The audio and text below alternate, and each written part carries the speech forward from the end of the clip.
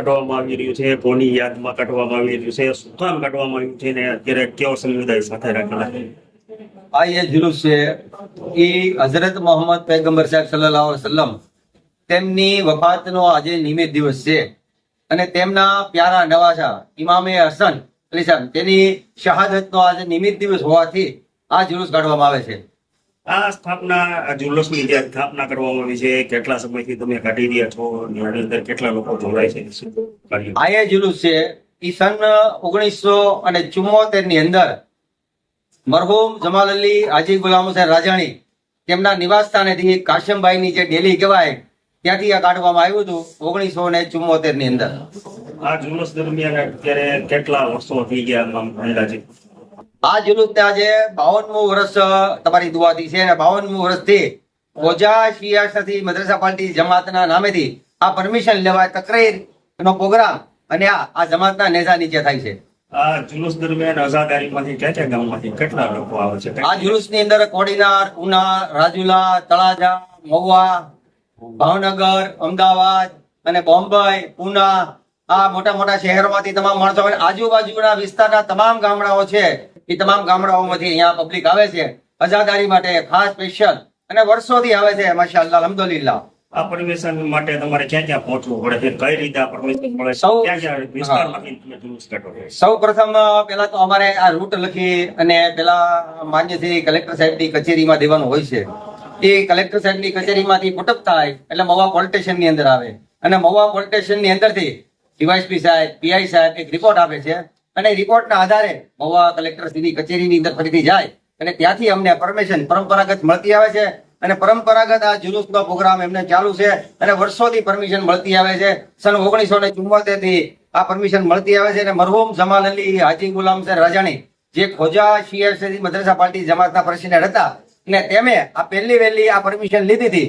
આ પરમિશન લેવાના હેતુ એક હતો કે સુન્નતુલ જમાતના એક 5 ભાઈઓ સાથે બેઠા હતા અને તેમની સાથે ધર્મ વિષયની એક વાતો કરતા હતા, જેની અંદર અમારે એક રહેમાન દાદા કરીને હતા.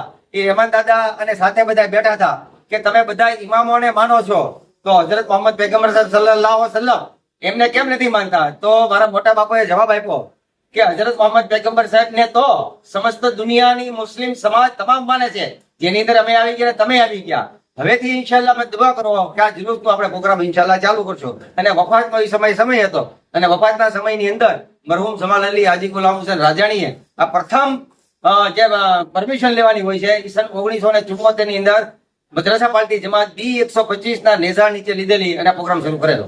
આ જુલુસ દરમિયાન અત્યારે વફાતના જે જુલુસ તમે કાઢી રહ્યા છો તેની અંદર માતમી જુલુસ કરવામાં આવે છે, તેને પોતાના શરીર ઉપરથી જે લોહી દેવામાં આવે છે, દુનિયાના સૌને સગા છે. એની અંદર છે કે આ એક કરબલાનો જે વાક્યો બન્યો હતો, કરબલા જે હઝરત ઇમામ હુસૈન અલી સલામે જે પોતાના 72 શહીદો 72 સાથીઓ સાથે એક કુરબાની આપી હતી અને અલ્લાહ પાસેથી વાયદો લીધો હતો.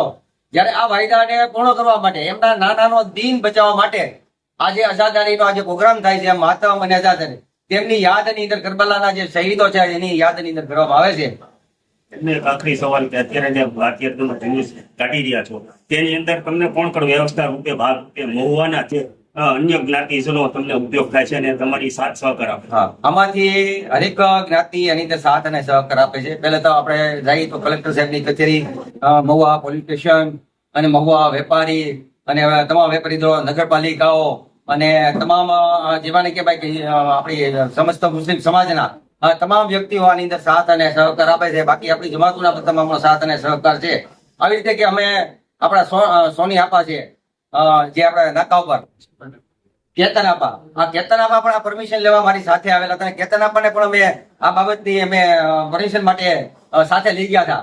આપણા મહુવાના ધારાસભ્ય શ્રી સાહેબનો પણ સારો સહકાર અને ભાવનગર કલેક્ટર સાહેબે તો બહુ જ સહકાર આપ્યો અને ડીવાયએસપી સાહેબ, એસપી સાહેબે તો મુન્નાભાઈને ખાસ એક કામ શકું કે મહુવા ખાસ તમે જાઓ અને પરમિશન બાબતનું શું છે તો એસપી સાહેબે ખાસ મુન્નાભાઈને, અલીભાઈને, ભાઈ નાયાણીભાઈ અને તનવીરભાઈ આ બધાને સાથે મોકલ્યા અને મહુવા 2 દિવસ સુધી કન્ટિન્યુ આવી ગયા અને તમામ રિપોર્ટો એસપી સાહેબને આપણે ગઈકાલે એસપી સાહેબ સાથે અમારી મીટિંગ હતી. ગઈકાલે મુન્નાભાઈને મીટિંગ અને બધું કમ્પ્લીટ જેને કહેવાય કે પરમિશન આવી ગઈ હતી અને એસપી સાહેબે બધું અને ડીવાયએસપી સાહેબ મહુવાના હિમાબા એને પણ સારો સહકાર, મહુવા સોલંકી સાહેબનો પણ સારો સહકાર, મહુવા પોલીસ સ્ટેશનનો, મહુવા નગરપાલિકાનો, આ તમામનો સારામાં સારો સાથ અને સહકાર છે.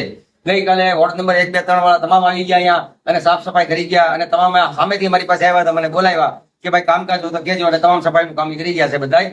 તો આવી રીતે બધાનો સાથ અને સહકાર છે જ ત્યાંની અંદર. આ જુલુસ કેટલા વાગે કાઢવામાં આવે છે ને એનું સમય? અમે પરંપરાગત જે અમારી પરમિશન છે એ 2 ને 30 મિનિટની વર્ષોથી અમે પહેલેથી 2 ને 30 મિનિટનો ટાઈમ લઈ છીએ. એની અંદર પહેલી તકરીર હોય છે, જેની અંદર કે 40 મિનિટ કે 45 મિનિટની તકરીર હોય છે.